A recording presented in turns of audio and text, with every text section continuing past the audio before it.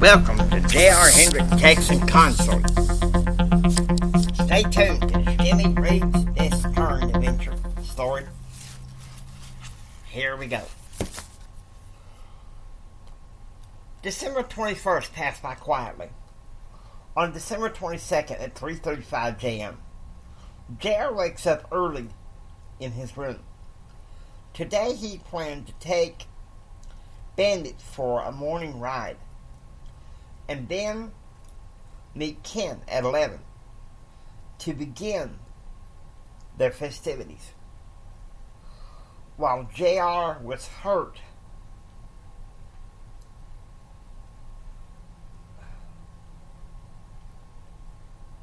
with both Brad and Jim Bob was not going to party with them like the wonderful festivities from last year. He is also aware that he and Ken could have more fun without Brad and Jim Bob. 6:25 a.m. Kyle has spent the past 2 hours slaughtering bulls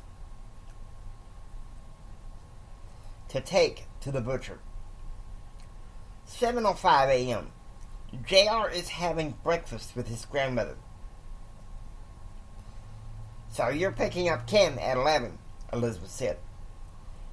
"No, Grandma. He's driving himself. He stays with me until tomorrow night when Mama and Daddy get back."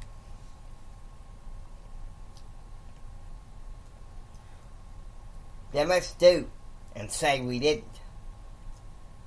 I know how your daddy feels about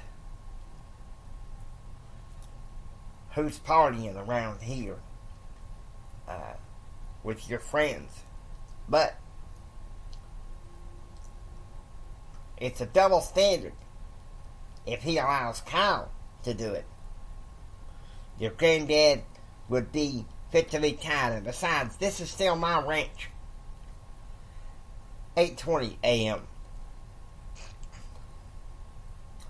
Putting on a jacket, Jared goes out to the stables to fetch Bandit to ride on him.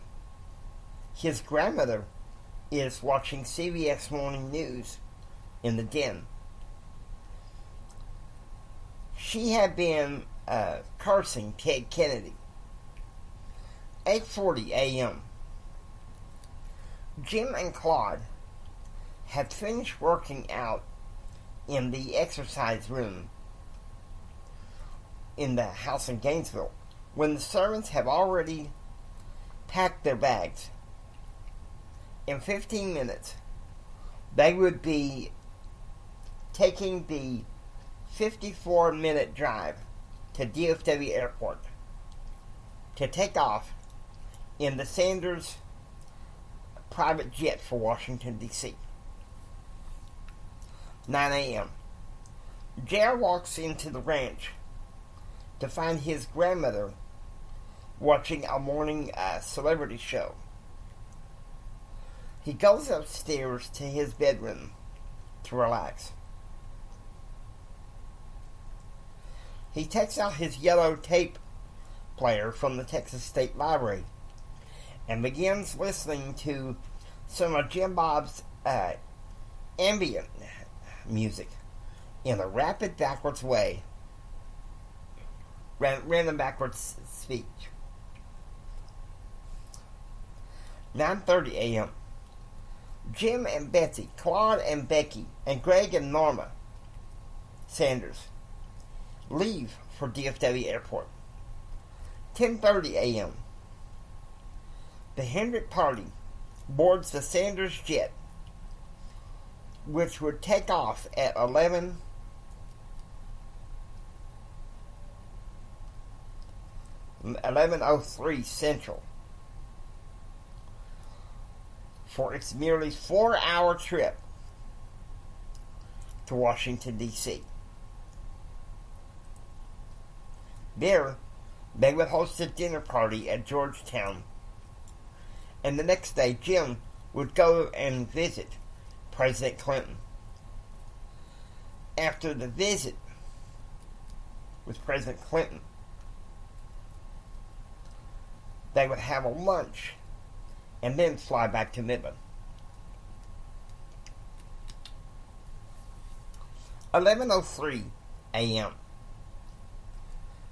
The Sanders jet departs from DFW International Airport, bound for Washington International Airport. On board is the pilot, Chuck Bates, Greg and Norma, Jim and Betsy, Claude and Becky. At the same time, JR greets Ken at the ranch. "Pablo will get your bags," JR said. "Brittany's got Wimpy's for us." Wimpy's is a hamburger dish with ground beef and a mixed sauce of mayonnaise, mustard, ketchup, and usually onions and pickles.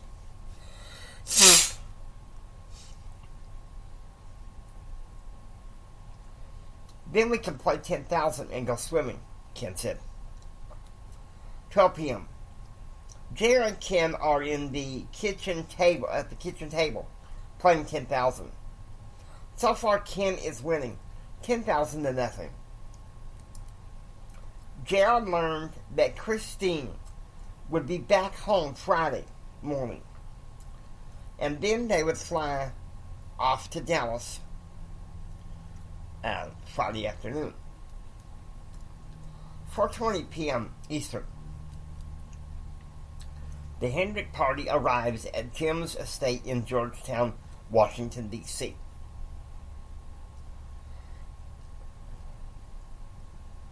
In this basement, with two-story building, has 4 different residential wings, which is downstairs on the first floor, and upstairs, office space, living room, and kitchens. 4:30 p.m. Central. Jerry and Ken had spent most of the day playing 10,000 and swimming. Now they are on the front porch talking. 5:40 p.m. Betsy has called in for some catering hamburgers for their dinner party tonight. 6:30 p.m. Eastern. The dinner party in Washington, D.C. is in full swing, where Jim, Betsy, Claude, Becky, and columnists Greg and Norma Sanders were in attendance. 60s music is being played, piped in to the mansion dining room. At the same time, an hour behind, JR and Ken go to have dinner at Texas Burger. Play a game of 10,000 there. 7:30 p.m. Eastern. In Washington, D.C., WWE had been preempted by a White House Christmas special. Everyone wants to watch it except Jim, who goes downstairs to the master bedroom to get ready for his policy briefing with President Clinton in the morning. An hour behind, JR and Ken are playing an entrance round of 10,000. JR is ahead 3,800 to 1,900. This created some intense, humorous debate between him and Ken. 8 p.m. Eastern. As the White House Christmas special continues, Jim is listening in his room to the Blake Carter show.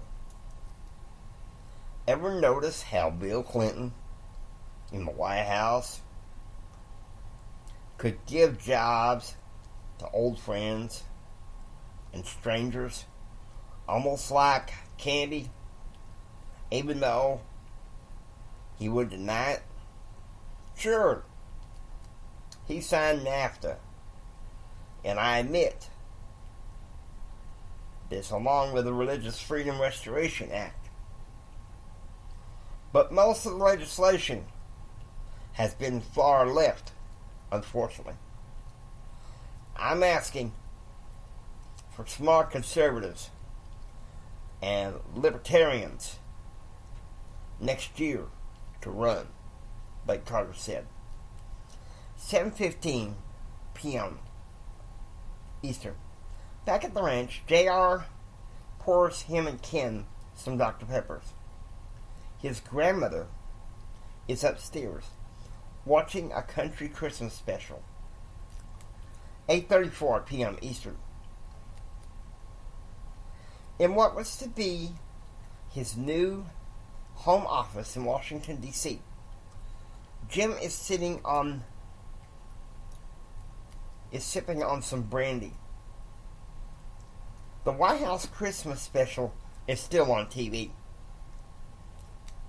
8:55 p.m. Eastern. Jim is in the mansion front lounge reading his Bible.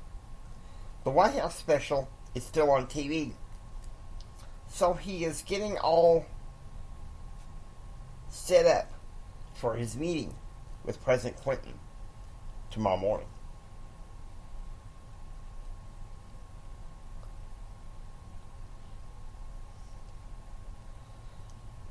December 23, 4:20 a.m. Eastern. Jim wakes up early and sits in the mansion front lounge. He's looking forward to living in this house for the first time in 3 years. The 2-story home with a basement was impressive. In the basement was a workout room with a wet sauna and bowling alley. On the ground floor was most of the bedrooms with 2 lounges for each wing, besides the front lounge.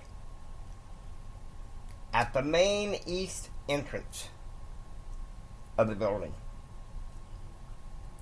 at the main west entrance of the building, was a chapel and the massive dining room.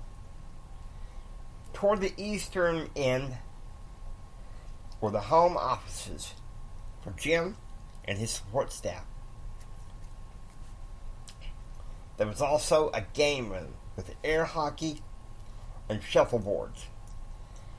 But this summer, video game systems would also be put in for the student interns staff to enjoy.